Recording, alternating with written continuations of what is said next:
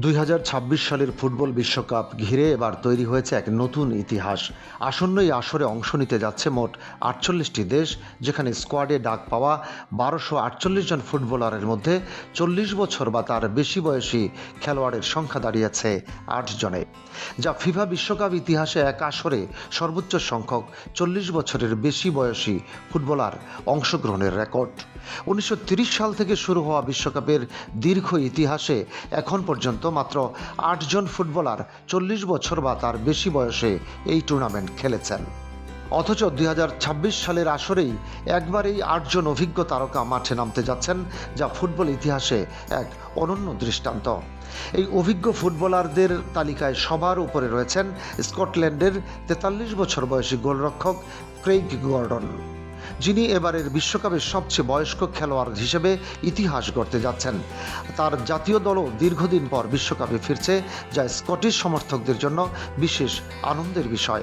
এই তালিকায় আরও আছেন পর্তুগালের তারকা ক্রিশ্চিয়ানো রোনালদো, যিনি 41 বছর বয়সে নিজের ষষ্ঠ বিশ্বকাপ খেলতে নামবেন। এটি তাকে বিশ্বকাপ ইতিহাসে যৌথভাবে সর্বোচ্চ আসরে খেলা খেলোয়াড়দের একজন হিসেবে আরও বিশেষ মর্যাদা দেবে। মেক্সিকোর অভিজ্ঞ গোলরক্ষক গুইলার্মো ওচোয়া, ক্রোয়েশিয়ার লুচা মদ্রিচ, বসনিয়ার এডিন ডিজেকো, জার্মানির ম্যানুয়েল নয়ার, ক্যাপ ভার্দের জেসিমোর দিয়াজ এবং উরুগুয়ের ফার্নান্দো মুসলেরাও এই তালিকায় রয়েছেন।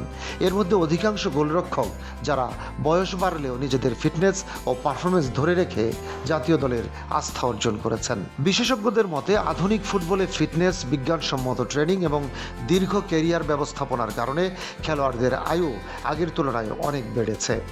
2026 বিশ্বকাপে অভিজ্ঞতা ও তারুণ্যের এক অনন্য মিশ্রণ দেখা যাবে বলে ধারণা করা হচ্ছে, যেখানে তরুণদের পাশাপাশি এই অভিজ্ঞ তারকারাও গুরুত্বপূর্ণ ভূমিকা রাখতে পারেন। ফুটবল বিশ্বের এই আসর তাই শুধু প্রতিযোগিতা নয়, বরং অভিজ্ঞতা ও ইতিহাসের এক নতুন অধ্যায় হিসেবেও বিবেচিত হচ্ছে। ডেস্ক রিপোর্ট, বাংলা বাজার পত্রিকা।